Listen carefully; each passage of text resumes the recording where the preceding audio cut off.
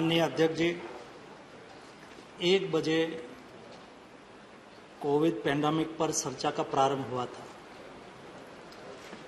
और लगातार 4 घंटे तक चर्चा चली है।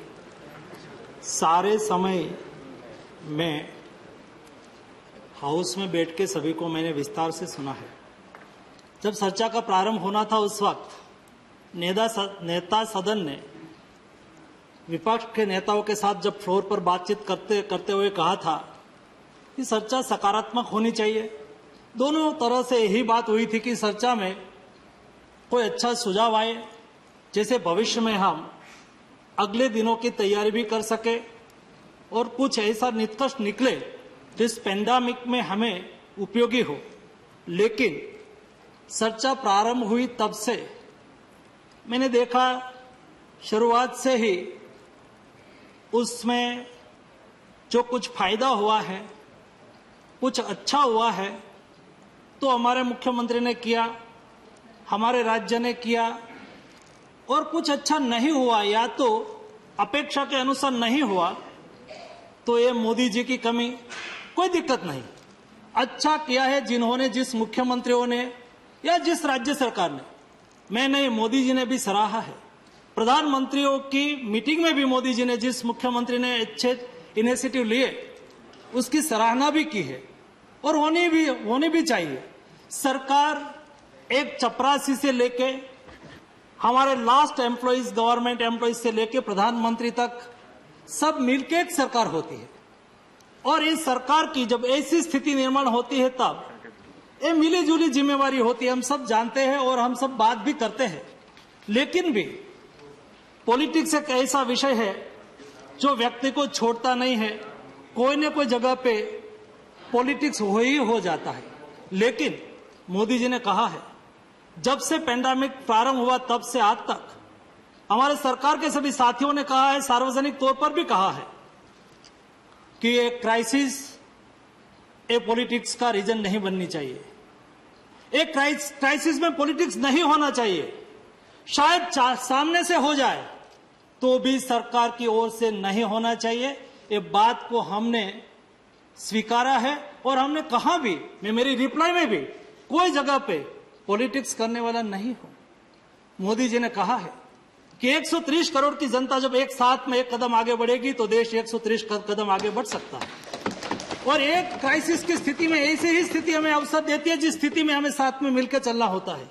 और इसलिए जब तीसरी वेव की बात आती है तब क्या 130 करोड़ की जनता, सभी सरकारें, देश के आम नागरिक साथ में मिलकर तय करें कि हम देश में तीसरी वेव नहीं आने दे। हमारा संकल्प, मोदी जी का मार्गदर्शन हमें तीसरी वेव से बचा सकता है। हमें संकल्प करना है। और इसलिए माननीय सभापति जी, प्रधानमंत्री जी ने ये बात को स्वीकारते हुए 20 बार राज्यों से बातचीत की है, मीटिंग की है, उसका सुझाव लिया है और सुझाव के आधार पर जो निकला है, इस तरह से एक क्राइसिस का सामना किया है। इस तरह से सुझाव में जब मुख्यमंत्री लेवल से कोई विषय रखा जाता है तो मोदी जी ने विषय को गंभीरता से लिया है। एक बार बात आई कि भाई हेल्थ स्टेट सब्जेक्ट है, आप हमें केवल स्टेट को आप ही सब करें और स्टेट को कोई इजाजत ना दे, ऐसा नहीं। मोदी जी ने कहा स्टेट भी इनिशिएटिव ले, कोई दिक्कत नहीं। जब ये चल रहा था वैक्सीन वाला विषय, तब ये बात आई कि भाई वैक्सीन हम क्यों नहीं इंपोर्ट कर सकते, भारत सरकार लाती नहीं और हमें इंपोर्ट करने की छूट देती नहीं है। मोदी जी ने कहा कोई भी राज्य इंपोर्ट करना चाहे तो हमें कोई एतराज नहीं है। हम भारत सरकार की ओर से दुनिया के साथ बातचीत कर रहे हैं, हमें नहीं मिल रही है, लेकिन भी कोई स्टेट को मिल जाए तो हमें कोई एतराज नहीं है, वो ला सकते हैं।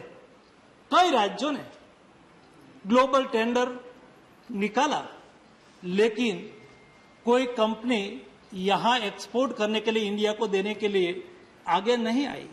जब जिस समय पर जिस राज्यों ने जैसे जब लॉकडाउन लगा था और कहा कि स्टेट के पर प्रधानमंत्री जब स्टेट पर छोड़िए, स्टेट अपनी आवश्यकता के अनुसार स्टेट अपनी ओर से भी लॉकडाउन लगाएंगे। मोदी जी ने कहा कोई दिक्कत नहीं, स्टेट भी एक जिम्मेदार सरकार होती है, वो भी अपनी व्यवस्था के अनुसार वो लॉकडाउन लगाए। तो बाद में सेकंड वेव में सभी स्टेट ने अपनी अपनी ओर से प्रयास किया और मोदी जी ने कई बार कहा है कि देश आज जहां पहुंचा है, यहां देश आज जो स्थिति में है वहां पहुंचाने में देश के सभी पूर्व प्रधानमंत्रियों का सहयोग है। मोदी जी ने कभी ऐसा नहीं कहा है कि मैंने ही सब कुछ कर दिया है। मोदी जी ने हमेशा कहा है कि देश को बनाने के लिए हम सब लोगों को साथ में मिलकर काम करना चाहिए और इसलिए ये जो पैंडेमिक की सिचुएशन है, स्थिति है, उसमें हम अगले दिनों में साथ में मिलकर कैसे काम करें और उसके लिए क्या क्या भारत सरकार ने किया। आप लोगों ने जो यहाँ कुल मिला के प्रश्न हमारे सामने रखे, या तो आपकी बात से 25 से ज्यादा सम्मानीय सदस्यों ने अपनी बात रखी, उसमें लॉकडाउन पहले क्यों लगाया, ऐसे जल्दी नहीं लगाना चाहिए था, ये बात आई। एक ये भी बात आई कि आप मृत्यु आंक क्यों छुपा रहे हो, आप में से वैक्सीन एक्सपोर्ट क्यों कर दिया, वो नहीं करना चाहिए था। मेडिसिन की कमी हो गई, ऑक्सीजन की कमी हो गई, पॉलिसी आप बार बार क्यों चेंज कर रहे हो, थाली ताली की भी बात आ गई, बच्चों के लिए आगे की क्या व्यवस्था है वो भी बात आ गई, और तीसरी वेव की बात आई और प्रवासी मजदूरों की बात आई। इतने विषय पर आप लोगों ने खास करके, जिन्होंने उसमें से कई अच्छे सुझाव भी आए, कई लोगों ने इस विषय को लेके जैसे यहां पॉलिटिक्स किया ऐसा बाहर भी पॉलिटिक्स करते रहे। लेकिन मैं बिंदु पर जब आपको बात एक एक विषय को लेके बात करना चाहूंगा, तब जब यहां देश में पहला केस जब दर्ज हुआ था 13 जनवरी 2020 के 13 जनवरी को जब पहला केस देश में आया, मोदी जी उससे पहले जब दुनिया में ये बीमारी फैलने लगी थी तब उन्होंने हमें अलर्ट किया था कि हिंदुस्तान बहुत बड़ा देश है, 130 करोड़ की जनसंख्या है, इतनी बड़ी जनसंख्या, पॉपुलेशन डेंसिटी, और ये महामारी जो हिंदुस्तान में आ जाएगी तो हमें दिक्कत होगी, इसलिए हमें पहले से ही तैयारी करनी चाहिए। और इसलिए मैं port shipping and waterways ministry देखता था और उस वक्त जिस कंट्री में वायरस फैला हुआ था, इस कंट्री से वेसल्स आए तो वहां उसका स्कैनिंग करो, ऐसी सूचना हमें मिली थी। वैसे ही एयरपोर्ट एंट्री पॉइंट होता है, स्कैनिंग करो, सभी जगह पे स्कैनिंग होना स्टार्ट हो गया था। वैसे ही बॉर्डर, कई देश से हमारी छटी हुई बॉर्डर पर भी स्क्रीनिंग करने की आवश्यकता होनी चाहिए, क्योंकि वहां से भी लोग आ जा सकता है।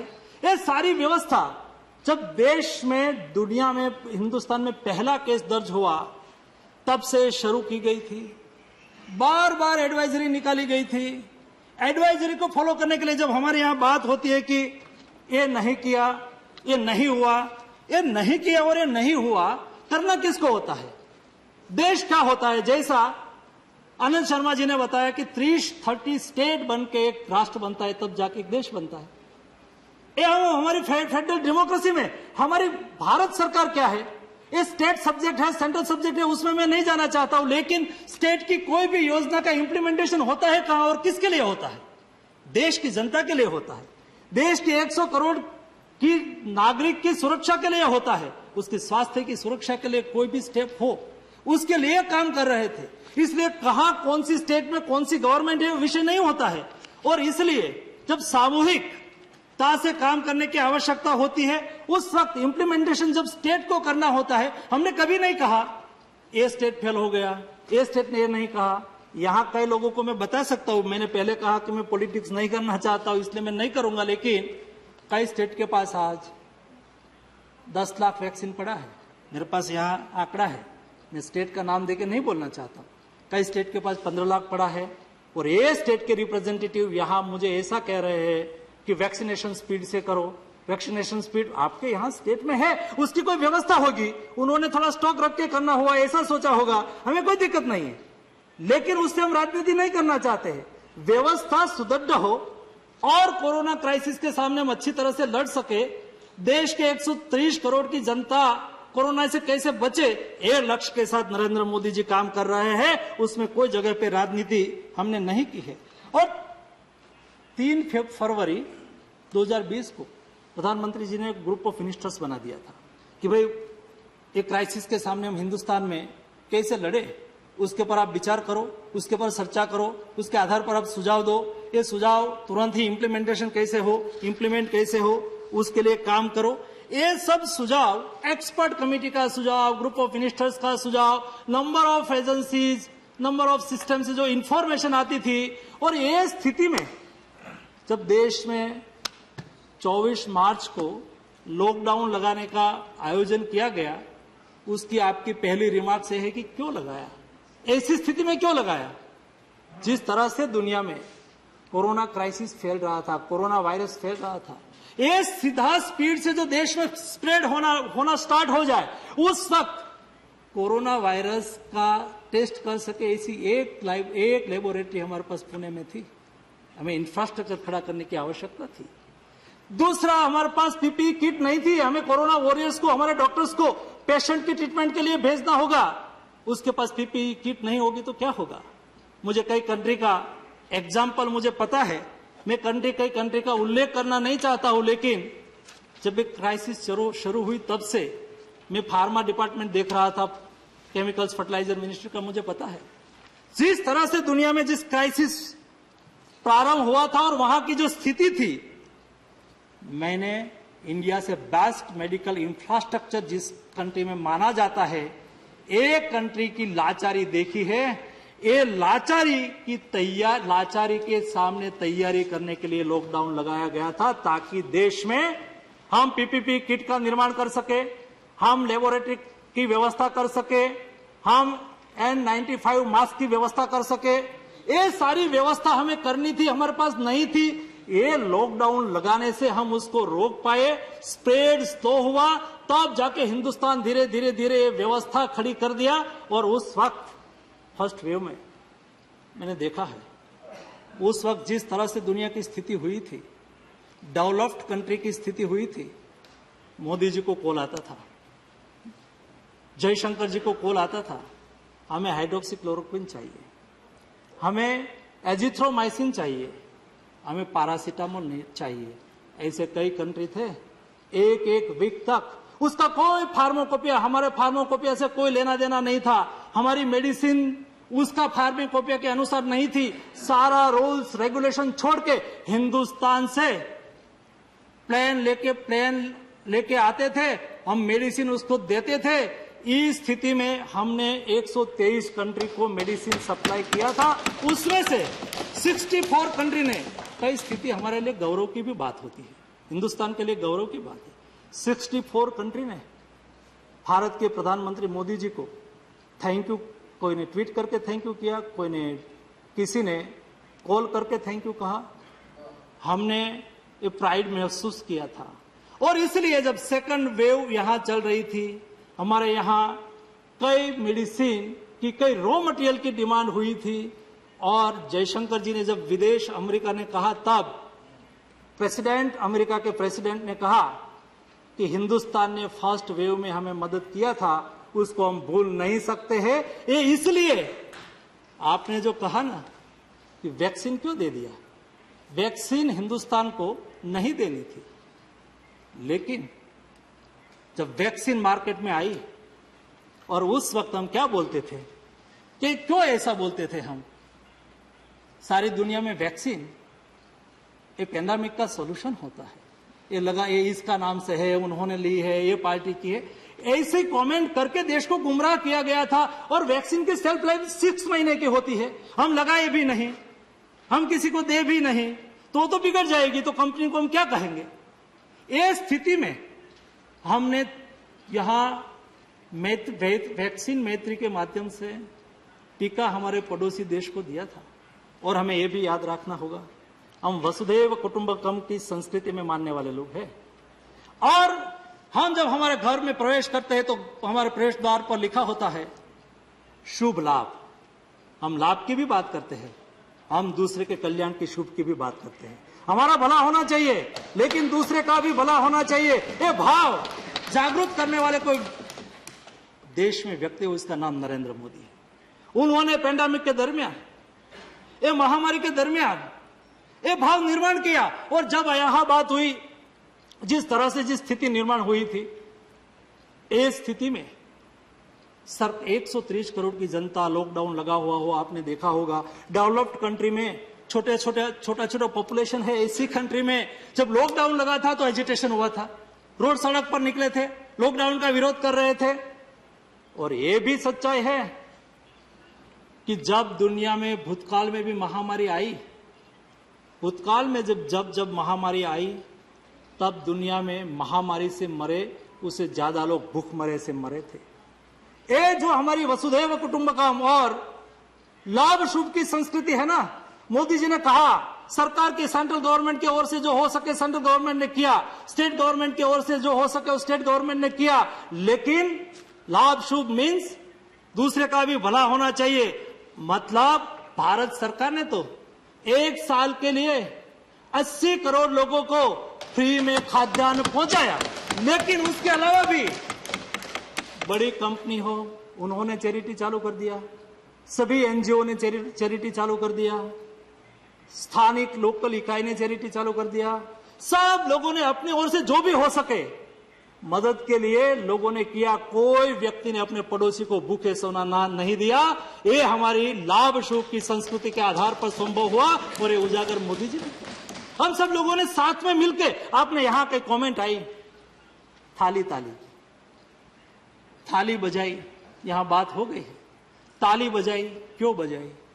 कोरोना वॉरियर्स को प्रोत्साहित करने के लिए बजाई। ताली हमने बजाई, क्यों बजाई? जो रोड पे खड़ा होके देश की, राज्य की सुरक्षा में, देश की सुरक्षा में लगे हमारे पुलिसकर्मी के लगाए, जो हॉस्पिटल में छोटा काम करने से लेके मेडिकल पैरामेडिकल स्टाफ से लेके जिन लोगों ने एक कोरोना पेंडेमिक में अपनी ड्यूटी अदा की, उसके सम्मान के लिए बताया। मैं भारत सरकार के मंत्री हूं, उसके पहले मैं एक बेटी का बाप हूं, और मेरी बेटी जब कोविड क्राइसिस में इंटर्न डॉक्टर के रूप में काम कर रही थी, वो कोविड वार्ड में काम कर रही थी, और उसके बाप के, उसके पिता के और उसकी माता की क्या स्थिति होती है। मेरी बेटी वहां काम कर रही है, कोविड फैल रहा है, और मेरी बेटी ने मुझे कहा था कि पापा मैं कोविड वार्ड में ही काम करूंगी, और वो करती रही। लेकिन मेरा दिल में जो भाव होता था उस वक्त, तब मुझे महसूस होता था कि ताली का क्या महत्व है। हमारा हौसला बढ़ाते थे ताली, ये थाली का टंकार हमारा हौसला बढ़ाते थे माननीय अध्यक्ष महोदय, और इसलिए थाली और ताली का महत्व था। और एक किया, तब जाके देश कोरोना क्राइसिस के सामने लड़ने के लिए सक्षम खड़ा हुआ, और हम उसको अच्छी तरह से लड़ सके। दूसरा, जब यहां बात हुई मृत्यु, रिकॉर्ड क्यों छुपाते हैं मृत्यु?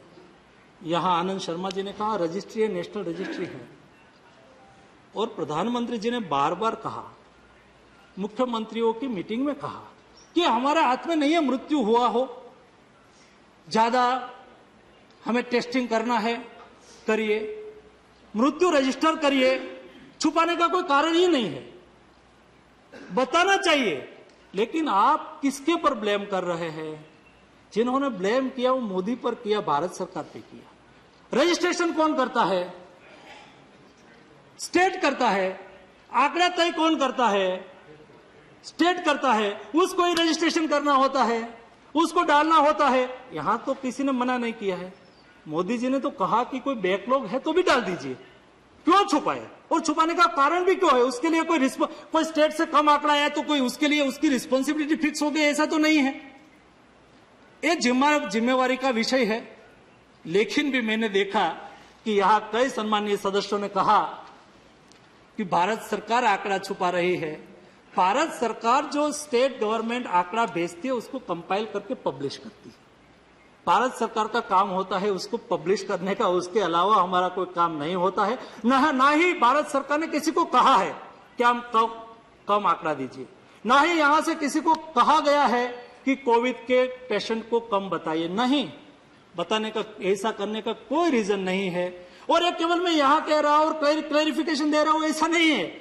मोदी जी ने माननीय मुख्यमंत्रियों के साथ हुई मीटिंग में भी ये विषय कहा है। इसलिए मुझे लगता है कि ऐसे विषय उठाने से हमें कोई ज्यादा फायदा नहीं होता है। और एक यहां विषय वैक्सीन का आया है। तो जब मैं वैक्सीन की बात करूं उसके पहले मैं वैक्सीन प्रोडक्शन की बात करूं, और आपको ये मानना पड़ेगा और हमें एक गौरव भी महसूस करना होगा। ये देश में जब पैंडेमिक शुरू हुआ, लॉकडाउन लगा, मोदी जी ने सोचा कि इतनी आबादी वाला देश है और जिस देश में रिसर्च होगा तो वैक्सीन पहले तो वही ले लेंगे, जहां प्रोडक्शन होगा वो वैक्सीन स्वाभाविक तौर पर पहले ले लेंगे। तो हिंदुस्तान जैसे इतना बड़ा देश क्या किसी के भरोसे पे बैठा रहेंगे?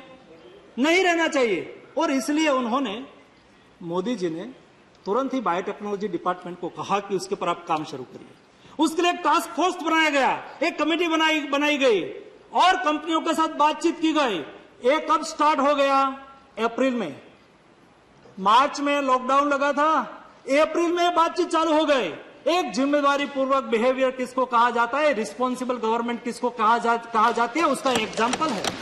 और अप्रैल में ही उन्होंने स्टार्ट कर दिया।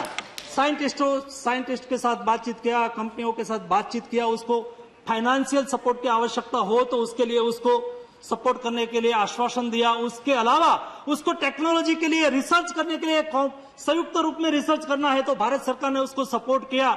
मुझे खुशी हुई कि हिंदुस्तान में भारत बायोटेक एंड सीरम, दो कंपनी ने, भारत बायोटेक इंडिजीनियस रिसर्च, ये हमारे लिए प्राउड की बात है। इंडियन रिसर्च, इंडियन प्रोडक्शन, और दुनिया के साथ वो मार्केट में आ गए। दोनों कंपनी ने अपना प्रोडक्शन चालू कर दिया और प्रोडक्शन रैंप अप कर रहे हैं।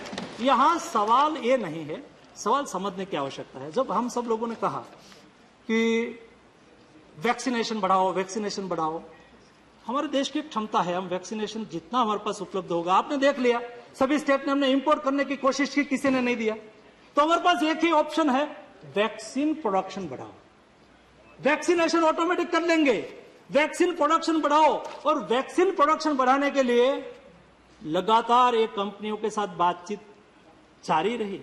एज ए फार्मा मिनिस्टर के रूप में मैं स्वयं सभी कंपनी मैन्युफैक्चरर्स के यहां जाके आया, 2-2, 3-3, 4-4 घंटे लंबी बातचीत करके आया। उसको कोई रॉ मटेरियल चाहिए, कोई बाहर से लाने की आवश्यकता हो तो विदेश मंत्रालय से बातचीत करके, जयशंकर जी दुनिया के साथ बातचीत की। दुनिया ने भी अच्छी तरह से हमें सहयोग किया और हमारा वैक्सीन प्रोग्राम कहाँ रुके नहीं, उसके लिए काम शुरू हुआ। मोदी जी स्वयं, देश के प्रधानमंत्री स्वयं वैक्सीन मैन्युफैक्चर्स करने वाली कंपनी, वैक्सीन में रिसर्च करने वाली कंपनी की स्वयं मुलाकात ली, क्योंकि साइंटिस्ट लोगों का हौसला बढ़े, उसको कुछ कहना है तो कह सके।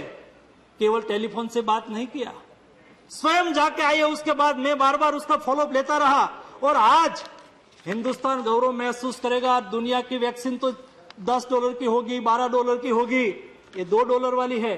और जैसा इंडिया में प्रोडक्शन रैंप अप होगा और हिंदुस्तान में एक्सेस होगा ना वैक्सीन, तब वही वैक्सीन बिकने वाली है, क्योंकि दुनिया के लिए वो सस्ती होने वाली है।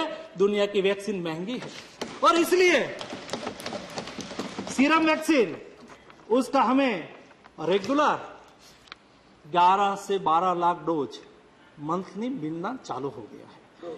अब 11 से 12 करोड़ डोज हमें मंथली मिलना चालू हो गया है। हमें जून महीने में 10 करोड़ मिले थे, ये महीने में मुझे 11.5 करोड़ दे रहे हैं। कंटिन्यू से 11 से 12 करोड़ के बीच में हमें देते रहेंगे। वैसा ही भारत बायोटेक, उसका मैन्युफैक्चरिंग धीरे धीरे बढ़ रहा है।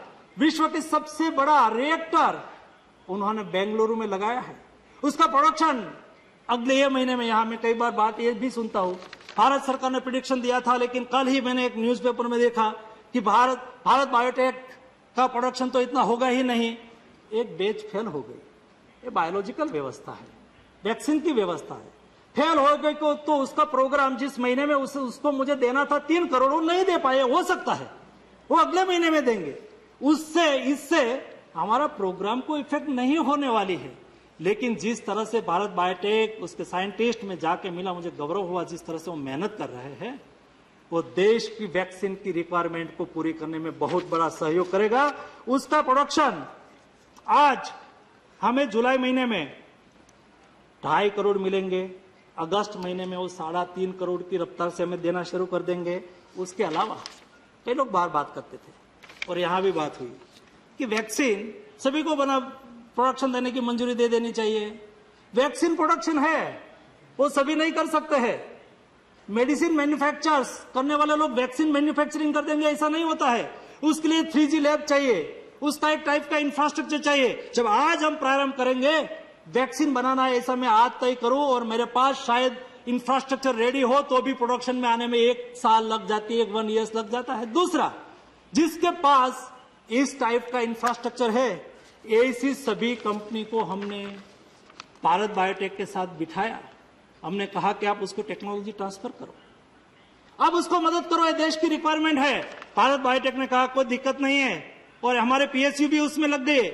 इंडियन इम्यूनोलॉजी लिमिटेड, महाराष्ट्र की हफकीन, बिपकोल, गुजरात की हेस्टर, ये सभी कंपनी को आज टेक्नोलॉजी ट्रांसफर हो रही है। उसका MOU हो चुका है, वो भी अगले दिनों में प्रोडक्शन में आएंगे और हमारी रिक्वायरमेंट को पूरी करेंगे। उसके अलावा हमने कई निर्णयों में रिलैक्सेशन दे दिया कि भाई चलो, यूरोपियन कंट्रीज है, डेवलप्ड कंट्रीज है, ऐसी कंट्री ने यहां जो वैक्सीन को अप्रूव किया हो और इमरजेंसी यूज ऑथराइजेशन दिया हो, उसको इंडिया में ट्रायल करने की आवश्यकता नहीं। वो वहां ट्रायल किया गया है, उसको हम ट्रायल मान लेंगे। ऐसा करके देश की रिक्वायरमेंट को पूरी करने के लिए हमने उसको रिलैक्सेशन दे दिया। स्पुतनिक आई, उन्होंने इंडिया में रजिस्ट्रेशन कराया, और उन्होंने भारत में डॉक्टर रेड्डी, पेनेंसिया, हेस्ट्रो, वर्चो, स्टर्लिन, ग्लैंड फार्मा, शिल्पा मेडिकेयर, ये सभी कंपनी के साथ उसका हमने टाइप करवाया। ये आपकी ओर से यहां मैन्युफैक्चरिंग करेंगे, और वो भी अपना प्रोडक्शन हिंदुस्तान में अभी उन्होंने देना शुरू किया है। अभी वहां से बल्क में लाते हैं, यहां फिनिश करते हैं और सप्लाई शुरू की है।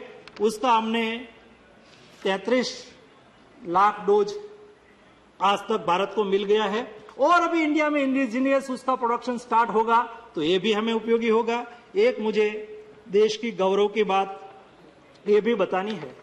आज ये सदन के माध्यम से देश के कोटे कोटे साइंटिस्ट और युवा लोग इस सदन के बैच को देखते होंगे। आज कैडिला जाइडस ने डीएनए वैक्सीन के लिए इमरजेंसी यूज ऑथराइजेशन के लिए उन्होंने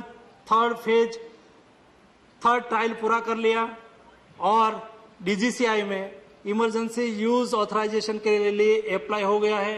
हमारी एक्सपर्ट टीम उसको देख रही है, उसको स्क्रूटिनी कर रही है, और ये मार्केट में आ जाएंगे तो हिंदुस्तान एक इकलौता कंट्री होगा जिस कंट्री के साइंटिस्टों ने DNA वैक्सीन बनाया हो। एक गौरव हिंदुस्तान को प्राप्त होना है, ये हमारे लिए बहुत बड़ी गौरव की बात है। उसके अलावा देश में जाइडस का 3 फेज खत्म हो गया।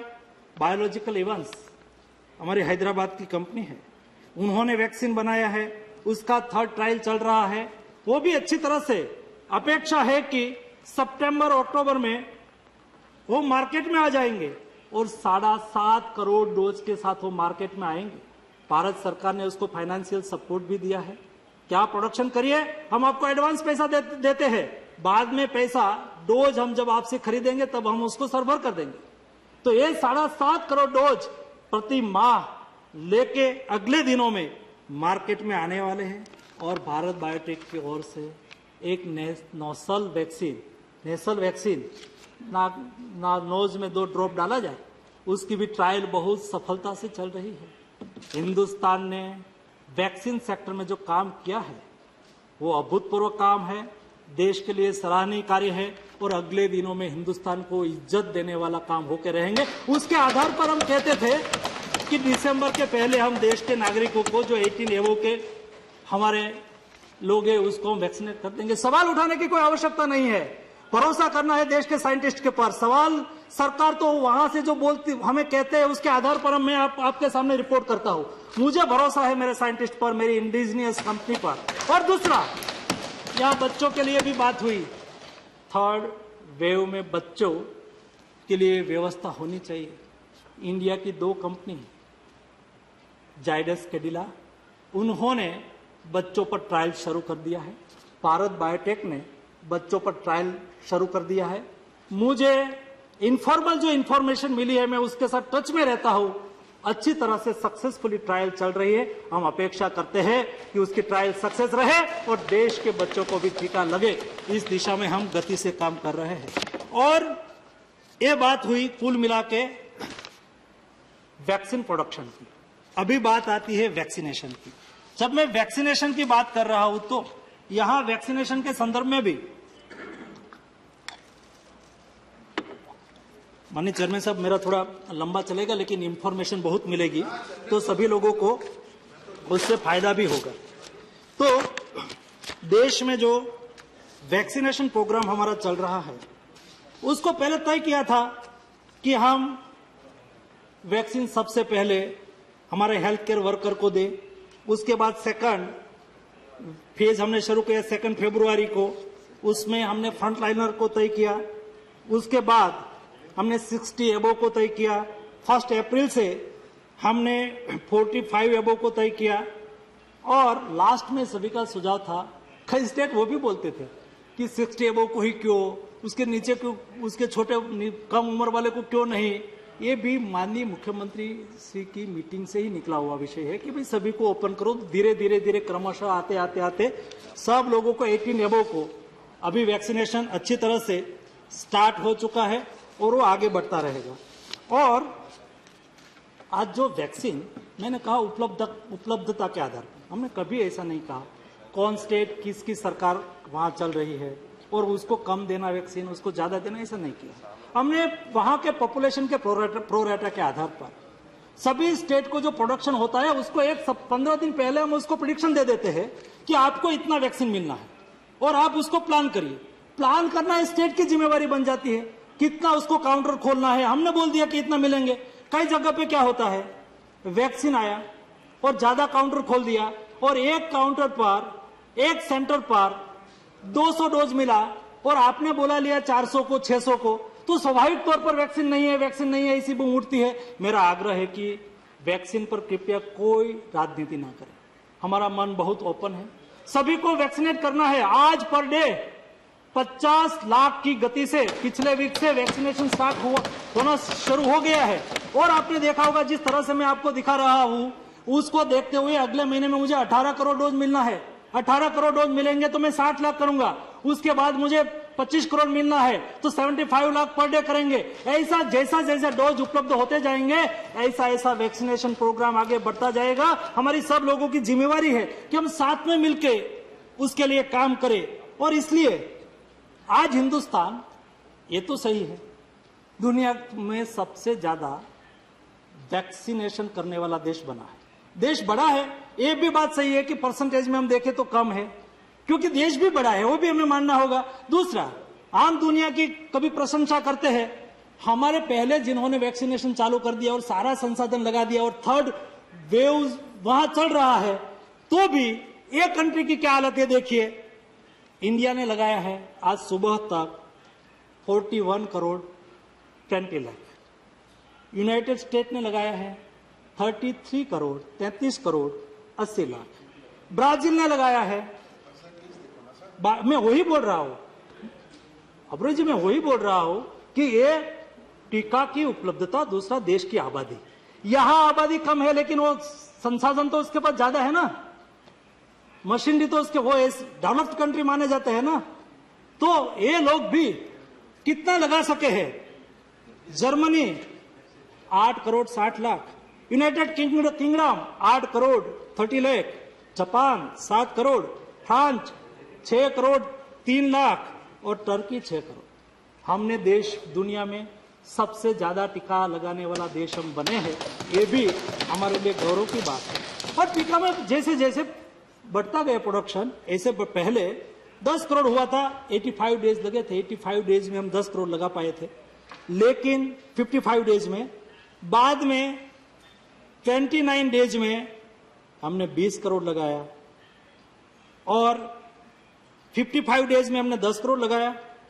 20 करोड़ लगाने में हमें 29 डेज लगा और 24 डेज में, पिछले 24 दिन में हमने 10 करोड़ टीका लगाया है। और ऐसे पर 10 करोड़ टीके से हमारी संख्या आगे बढ़ती जाएगी और हमारी प्रोडक्शन जैसे जैसे रैंप अप होगा वैसे वैसे हमारा प्रोडक्शन बढ़ता, हमारा वैक्सीनेशन बढ़ता जाएगा। एक महत्वपूर्ण इंफॉर्मेशन मैं इस सदन के माध्यम से देना चाहता हूं।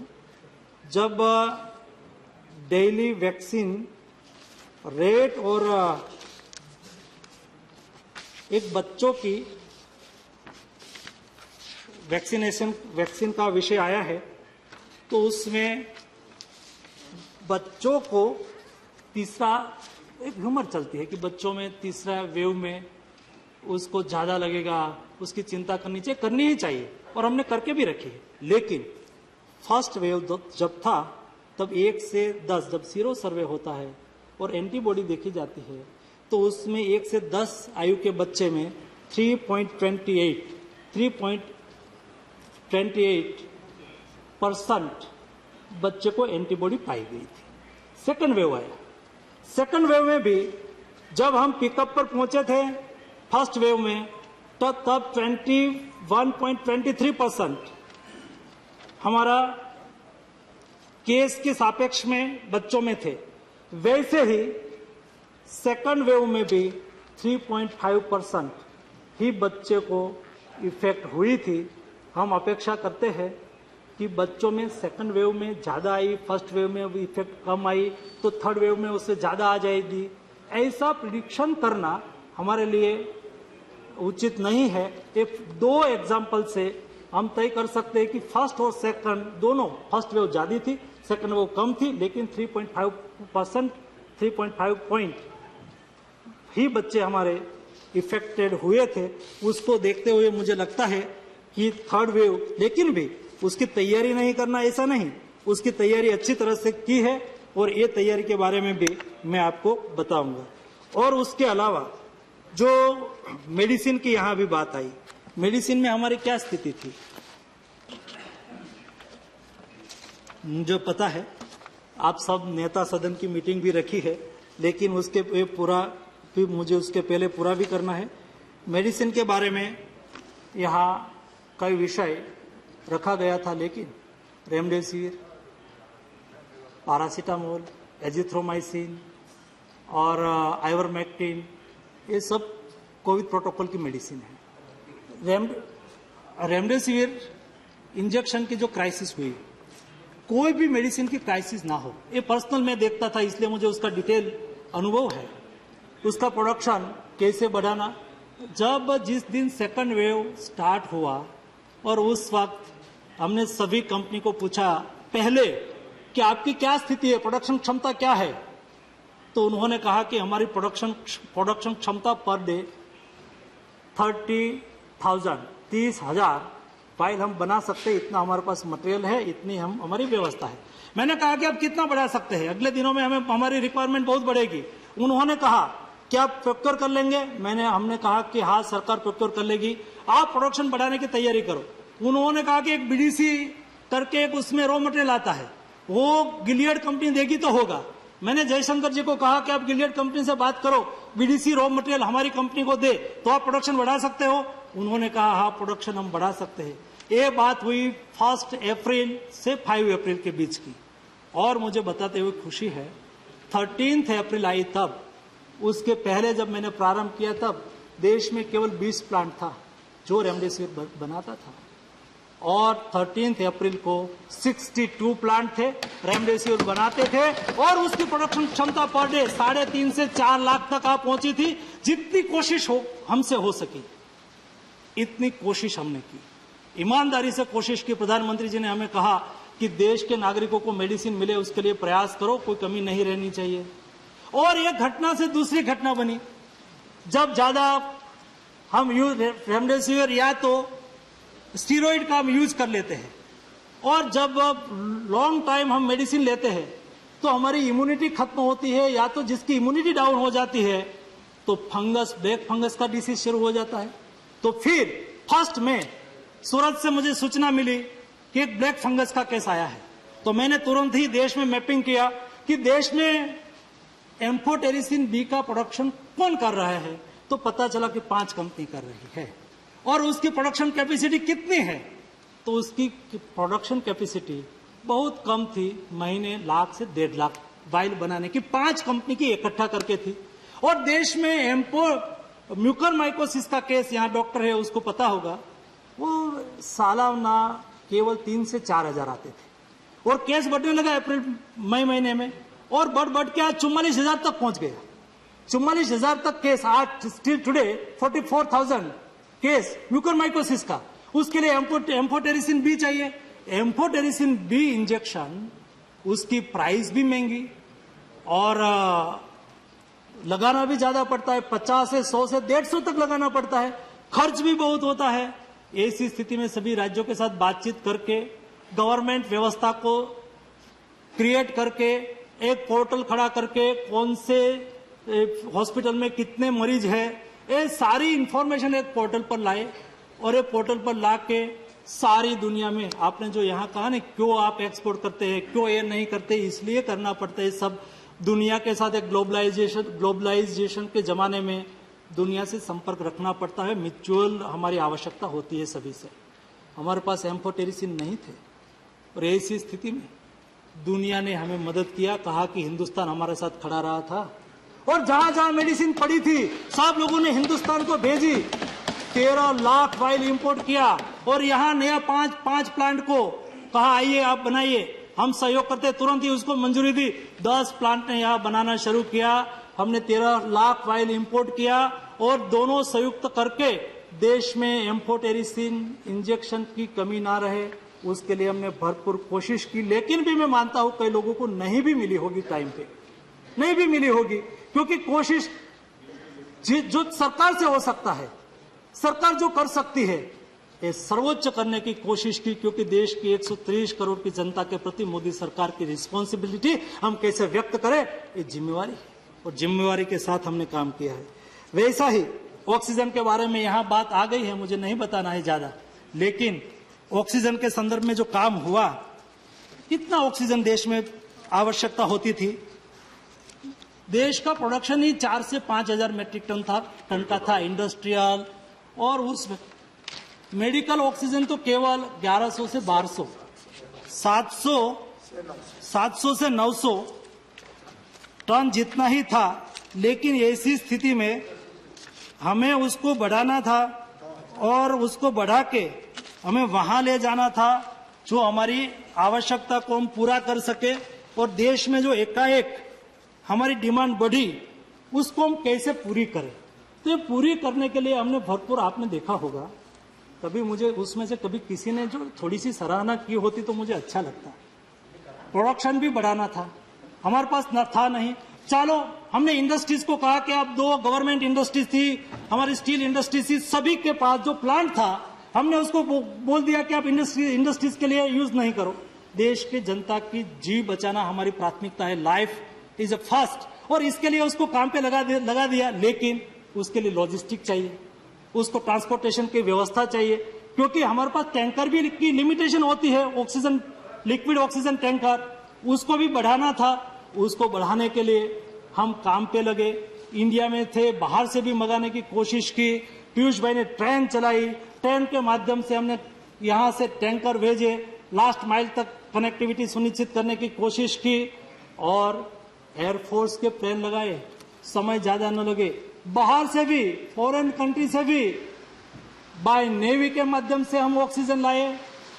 आपने जो सराहना की होती, उल्लेख किया होता कि हिंदुस्तान की सरकार ने एफर्ट किया, दुनिया के साथ बातचीत की, कतार, ओमान, सऊदी अरेबिया, वहां से नेवी के शिप के माध्यम से हिंदुस्तान में ऑक्सीजन लाए, जैसे हिंदुस्तान के लोगों का जीवन बचे। उसके लिए एयरफोर्स के प्लेन को काम पे लगाया, उसके लिए ट्रेनें काम पे लगी। सारी व्यवस्था को पूरी करके हमने 10,000 मेट्रिक टन ऑक्सीजन ट्रांसपोर्ट करने की व्यवस्था की। ये छोटी बात नहीं है।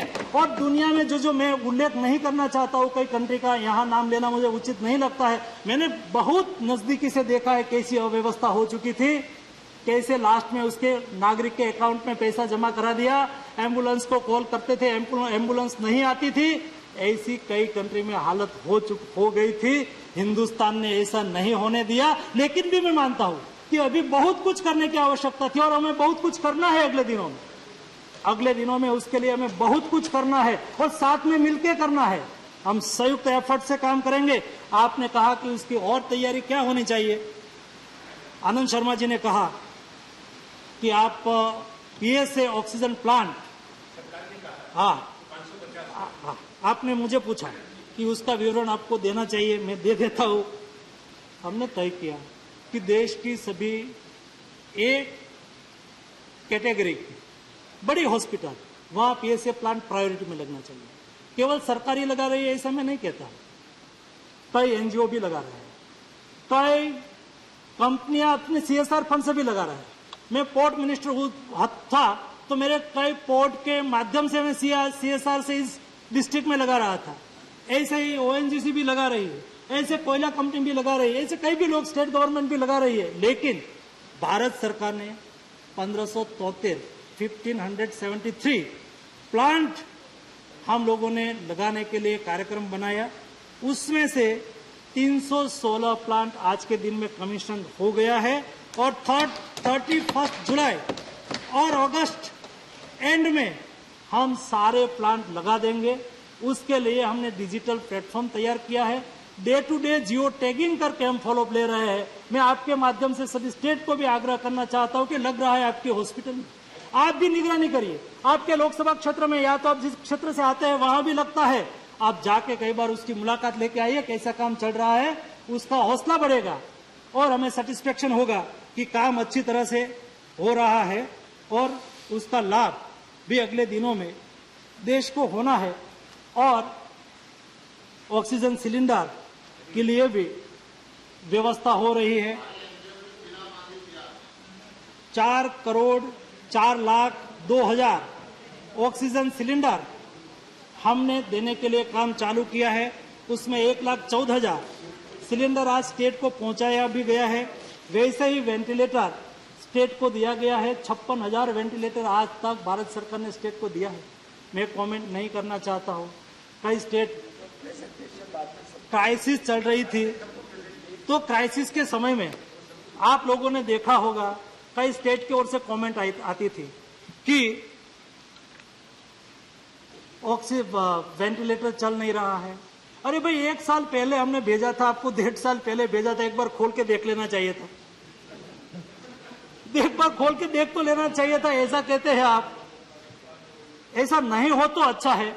वैसा ही वेंटिलेटर उपलब्ध हो, उसके लिए हमने कोशिश की। सारी ओर से हमने पीएसए प्लांट, ऑक्सीजन कंसंट्रेटर भी 1 लाख स्टेट को आज के दिन में उपलब्ध कराया है और हम अगले दिनों में करवा रहे हैं।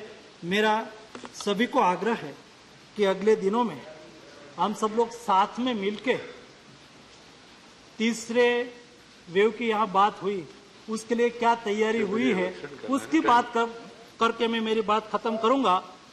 मोदी जी ने भविष्य में, अभी मैं बोल रहा हूँ डायरेक्ट जी, आपका क्वेश्चन का भी रिप्लाई करूंगा, लेकिन अभी मैं बोल रहा हूँ। ओके, वो सुझाव तो मानूंगा ही।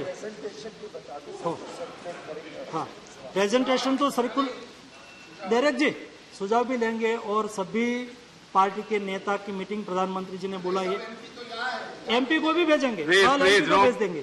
लेकिन लास्ट में हमने जो सीखने के लिए सेकंड वेव से मिला, सेकंड वेव में हमें जो सीखा, आपने कहा कि हमें कुछ सीखना भी चाहिए और अच्छा करना चाहिए। अच्छा करने के लिए जो उस सेकंड वेव से हमें सीख मिली, भविष्य में हमें ऐसी नौबत ना आए या तो उसको अच्छी तरह से दुरुस्त कर सके, इसके लिए हमने 23,000 करोड़ का package, Covid management response package declare किया। ये पैकेज में क्या क्या कंपोनेंट है? पेडियाट्रिक बेड बनाना है। अभी डिस्ट्रिक्ट हमारे हॉस्पिटल में पेडियाट्रिक के लिए अलग से वार्ड बनाना, उसके लिए आईसीयू वार्ड बनाना, उसके लिए वेंटिलेटर का प्रबंध करना। हर डिस्ट्रिक्ट पर कोई भी जगह पे मेडिसिन की क्राइसिस ना हो, दिक्कत ना रहे, इसलिए डिस्ट्रिक्ट लेवल पर वो बफर स्टॉक रखे, उसकी व्यवस्था उसमें की गई है। सभी डिस्ट्रिक्ट को उसके लिए पैसा दिया जाएगा। 2,44,000 बेड बनाया जाएगा। हर ब्लॉक में एक एम्बुलेंस अभी से ले लेना है 9 महीने तक। 9 महीने में 23,000 करोड़ रुपीस का खर्च करना है और एम्बुलेंस रखे तैयार ही रहे, शायद आवश्यकता हो तो उसका उपयोग करे। कम्युनिटी हॉस्पिटल उसमें से तैयार करना है। जो हमारे मेडिकल स्टूडेंट है, पैरामेडिकल स्टूडेंट है, उसको अभी से ही हायर कर लो, उसको रिस्पेक्टेड सैलरी देके उसको भी उसमें वो काम में लगे, और भविष्य में हमें जो केस बढ़े तो उसका उपयोग हो सके, और उसमें टेलीमेडिसिन का उपयोग हो, डिजिटल प्लेटफॉर्म का उपयोग हो के कंसल्टेशन हो सके। Paediatric state of excellence centre her state में एक बनाने के लिए भी उसमें प्रावधान किया है। ऐसे कोई ऐसी महामारी आगे बढ़ जाए और बच्चों में आ जाए तो उसको स्टेट लेवल से डिस्ट्रिक्ट हॉस्पिटल तक और नीचे लेवल तक अच्छी तरह से उसकी ट्रीटमेंट प्रोटोकॉल, उसके संदर्भ में उसको इंफॉर्मेशन मिले, उसको यहाँ से दिखाया जाए, समझाया जाए, उसके लिए भी उसमें व्यवस्था रखी गई है। कुल मिला के जो हमने भविष्य में ये आपदा आगे बढ़े तो उसको कैसे संभालना है, उसके लिए 23,000 करोड़ का पैकेज के माध्यम से राज्य सरकार के साथ भागीदारी बना के उसके सुझाव के आधार पर हमने ये पैकेज डिक्लेयर किया है। और मुझे विश्वास है, मैं कल ही उसका रिव्यू ले रहा था, सभी स्टेट को बोला गया है कि आप स्टेट का प्लान बना के हमें भेजिए, क्या क्या आपको करना है वो भी उसको एडवाइजरी दी गई है, और उसके आधार पर वो हमें प्लान भेज देंगे और हम तुरंत ही पैसा स्टेट के अकाउंट में जमा करवा देंगे, जैसे कि अगले दिनों की हम अच्छी तरह से तैयारी कर सके। आप सब लोगों ने अपना जो सुझाव दिया, आप सब लोगों ने हमें जो मार्गदर्शन दिया, उसके आधार पर मैं लास्ट में इतना एक संस्कृत में भागवत गीता का एक श्लोक आपके सामने रख के मेरी बात खत्म करूंगा। अधिष्ठानम तथा कर्ता करणम च पृथ्वीधम विविधायाश्च पृथकेष्ठा देव्यम चेवात्र प्रज्यचन। यानी कि शरीर, कर्म, मन और भाव से जो हम साथ में मिलकर प्रयास करेंगे तो कोई तीसरी लहर नहीं आएगी, हम सफल ही रहेंगे और सफलता के लिए हम सब समूह में कार्य करेंगे। धन्यवाद जी। शरद पवार जी।